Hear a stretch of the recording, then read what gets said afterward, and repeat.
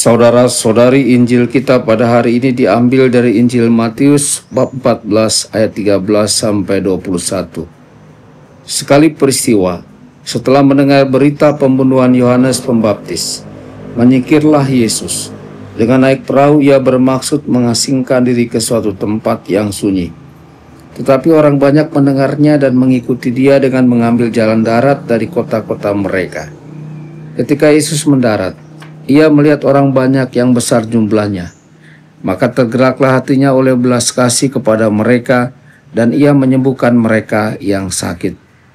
Menjelang malam para murid Yesus datang kepadanya dan berkata, "Tempat ini sunyi dan hari sudah mulai malam. Suruhlah orang banyak itu pergi supaya dapat membeli makanan di desa-desa."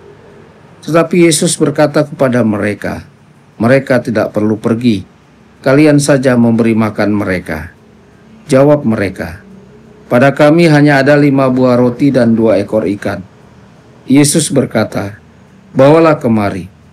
Lalu disuruhnya orang banyak itu duduk di rumput. Setelah itu ia mengambil ke-5 buah roti dan ke-2 ekor ikan. Sambil menengadah ke langit diucapkannya doa berkat. Dibagi-baginya roti itu dan diberikannya kepada para murid. Para murid lalu membagi-bagikannya kepada orang banyak. Mereka semua makan sampai kenyang. Kemudian potongan-potongan roti yang sisa dikumpulkan sampai 12 bakul penuh. Yang turut makan kira-kira 5.000 orang pria, tidak termasuk wanita dan anak. Demikianlah sabda Tuhan. Terpujilah Kristus.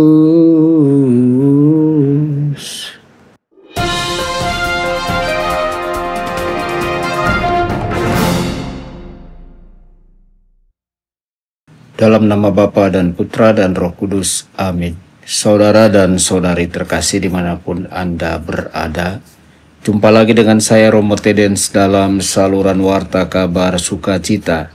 Semoga Anda semua dimanapun berada senantiasa dalam keadaan sehat dan bahagia.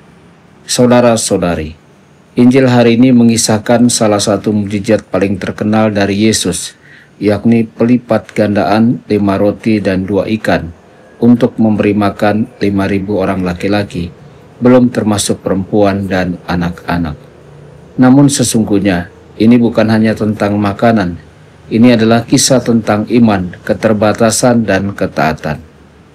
Sebagai murid Kristus, kita semua dipanggil untuk memperluas kerajaan Allah di dunia, dalam keluarga, pekerjaan, lingkungan, dan bangsa kita.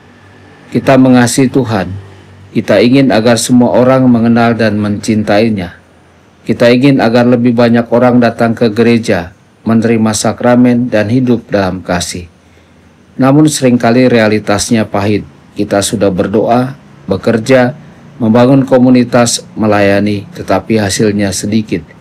Bahkan keluarga sendiri kadang menjauh dari iman. Maka kita pun bertanya, Tuhan, apa yang salah? Apalagi yang bisa kita lakukan? Saudara-saudari, Yesus memandang orang banyak dengan belas kasih.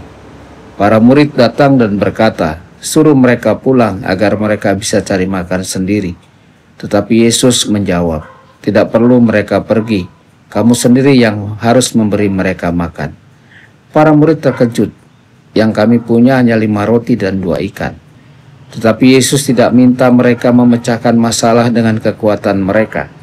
Ia hanya meminta mereka untuk taat, mempersembahkan yang mereka miliki meski sedikit. Dan mereka taat. Mereka tidak mengeluh. Mereka tidak berkata, "Tuhan, ini tidak masuk akal." Mereka mempercayakan yang sedikit itu kepada Yesus, dan dari situlah mujizat terjadi.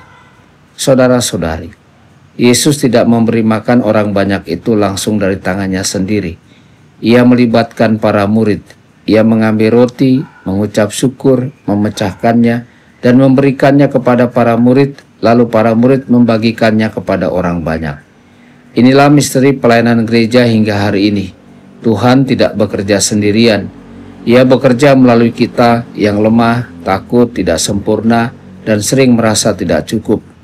Tapi kalau kita memberikan yang sedikit itu dengan cinta dan ketaatan, Tuhan akan melipat gandakannya. Saudara-saudari, mungkin hari ini kita merasa lelah. Kita sudah berusaha, tapi tidak banyak yang berubah. Kita seperti para murid yang hanya punya 5 roti dan 2 ikan. Tetapi Yesus berkata, "Bawalah kemari kepadaku."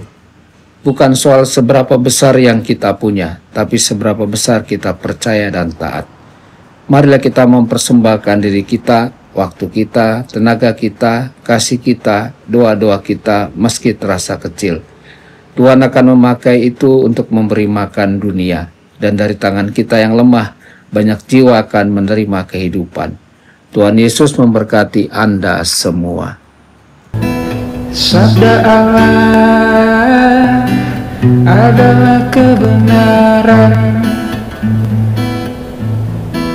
Sabda Allah adalah kehidupan. Mari kita mencintainya, mari kita menghayatinya. Ya Tuhan yang ku muliakan, sabda